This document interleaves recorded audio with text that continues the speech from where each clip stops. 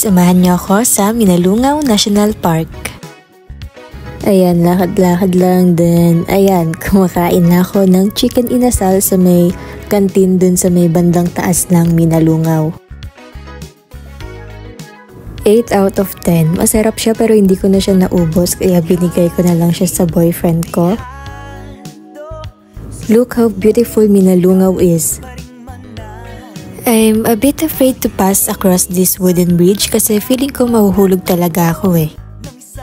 Pero kaya rin naman kasi kinaya ng mga kawayan. Then let's go na sa may pinaka-exciting part which is the Minalungaw Cave. Ayan, pati bayad na lang ng legs paakyat and ingat na lang sa mga bato kasi madulas pag paakyat na ng bundok.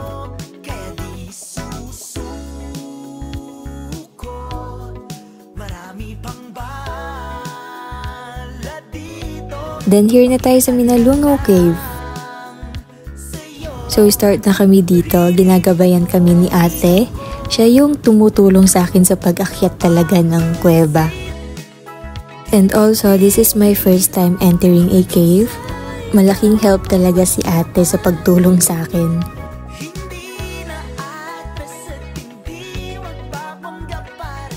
Then, ito yung pinaka hindi ko in-expect na aakyat pala kami talaga sa taas. Akala ko ganda-gandahan lang talaga yung papasok ka sa cave tapos lalabas ka lang agad. Hindi pala.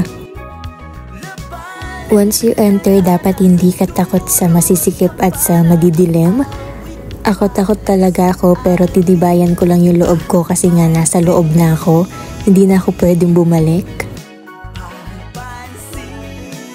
And dapat talaga dito is mahigpit yung kapit ng kamay mo at saka hindi madulas yung sapatos mo. As you can see, nagpaan ako kasi doon ako mas nadadalian. Sa part na to, gusto ko nang bumaba pero sabi ni ate hindi na raw pwede.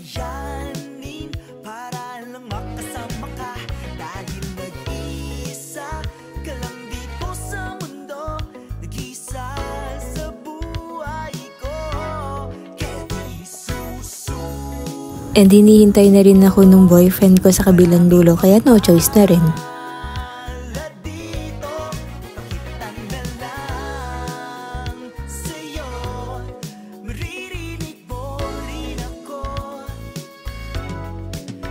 Ayan, sa part na yan is nakaakyat na ako pero akala ko yan na yung last, hindi pa pala. Tignan nyo yung view sa loob, ang ganda, sobra.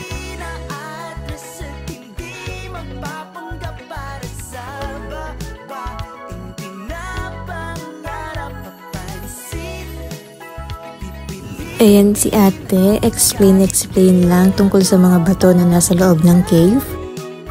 Ito na yung palabas ng cave, hindi ko na na-videohan pero umakyat pa rin kami talaga para lang dumaan sa butas na yan. Akala ko hindi ako kasya pero nagkasya yung boyfriend ko so meaning maluwag pa. Ayan, tapos na yung paghihirap ko sa cave na yun.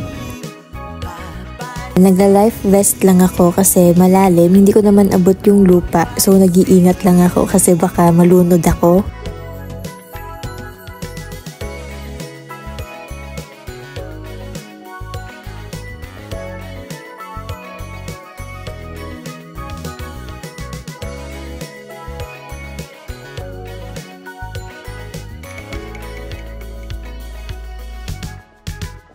And ayan, pauwi na kami until my next trip. Bye-bye!